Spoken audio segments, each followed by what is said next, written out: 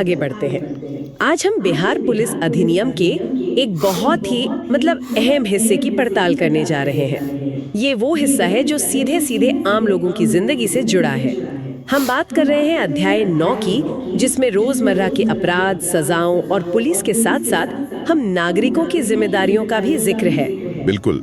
ये चैप्टर असल में इस बात की एक बहुत दिलचस्प तस्वीर दिखाता है कि समाज में पब्लिक ऑर्डर कैसे मेंटेन किया जाता है।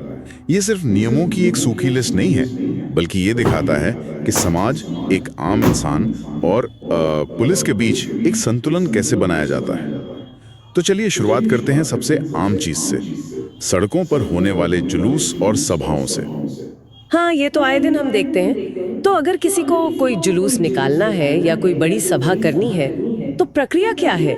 क्या बस ऐलान करना होता है? नहीं नहीं, ऐसा नहीं है। इसके लिए एक तय प्रक्रिया है। सबसे पहले जो भी आयोजक है उसे अपने इलाके के पुलिस स्टेशन के एसएचओ को लिखित में जानकारी देनी होगी। अच्छा, सिर्फ जानकारी देनी होगी? नहीं, ये सिर्फ एक चिट्ठी देना नहीं है। इसके बाद डीएसपी या उससे ऊंचे रैंक का कोई अधिकारी उस जुलूस का रूट और समय तय करेगा। ओह अच्छा, पुलिस तय करेगी कि जुलूस कहाँ से जाएगा और किस समय। इसके पीछे क्या सोच है? सोच बहुत सीधी है।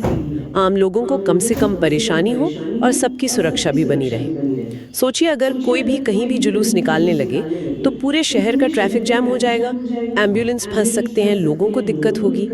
इसी को रोकने के लिए ये नियम है। और इसमें कमाल की बात यह है कि इस तरह की इजाजत के लिए कोई फीस नहीं लगती। ये बहुत जरूरी है, वरना कोई भी अपनी आवाज उठाने से पहले 100 बार सोचेगा कि पैसे कहाँ से लाए। आपने बिल्कुल सही पॉइंट पकड़ा। ये लोकतंत्र के लिए बहुत जरूरी है, लेकिन सिक्के का दूसरा पहलू भी है। अगर डिस्ट्रिक्ट मजिस्ट्रेट डीएम या एसडीएम को लगता है कि किसी सभा से शांति भंग होने का खतरा है, तो वो रोक सकते हैं। उसमें शर्तें इतनी बारीक हो सकती हैं कि ये तक तय किया जा सकता है कि त्योहारों के दौरान बजने वाले संगीत की आवाज कितनी तेज होगी।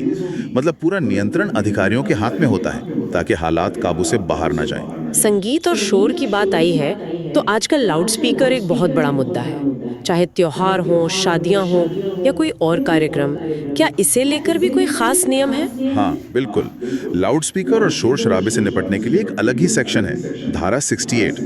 अधिकारियों को ये पावर दी गई है कि अगर उन्हें लगता है कि किसी माइक्रोफोन या लाउडस्पीकर से लोगों को परेशानी हो रही है या कोई खतरा हो सकता है, तो वो उस पर रोक लगा सकते हैं या उसे रेगुलेट कर सकते हैं। और ये पावर किसके पास है? क्या इसके लिए हर बार डीएम के पास ही जाना पड़ेगा? नहीं, यही तो खास बात है। ये अधिकार निचले स्तर तक दिया गया है। मजिस्ट्रेट, एसपी, यहाँ तक कि एक एसएचओ भी अपने इलाके में से नियंत्रित कर सकता है। अच्छा। और अगर किसी को लगता है कि आदेश गलत है, तो सरकार के पास अपील भी कर सकता है, जो उस आदेश को बदल या रद्द कर सकती है। ठीक है, मान लीजिए पुलिस ने कहा कि लाउडस्पीकर बंद करो और किसी ने नहीं सुना, तब क्या होगा? क्या पुलिस सिर्फ बोलकर चली जाएगी? नहीं, तब पुलिस एक्शन लेती है।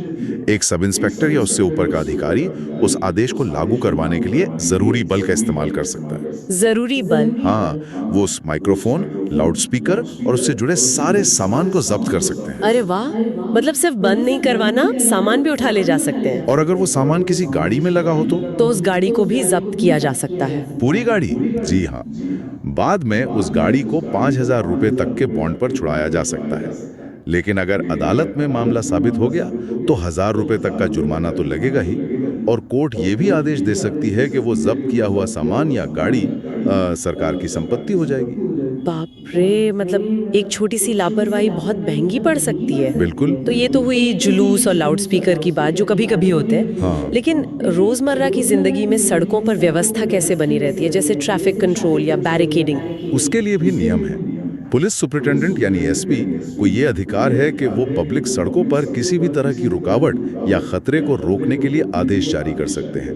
वहीं जिला मजिस्ट्रेट सुरक्षा कारणों से किसी पब्लिक जगह को कुछ समय के लिए रिजर्व कर सकते हैं या बैरिकेड लगा सकते हैं। हम देखते हैं कि पुलिस चेकिंग के लिए बैरिकेड लगाती है, तो ये उसी नियम के तहत होता है। जी हाँ।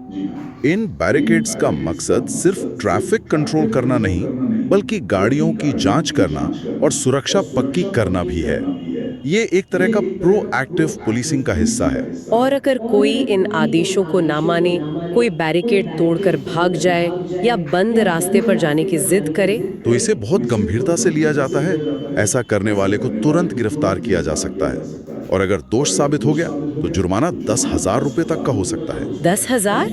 ये रकम ही बताती है कि पब्लिक ऑर्डर को बनाए रखना कितनी बड़ी प्राथमिकता है। सही कहा।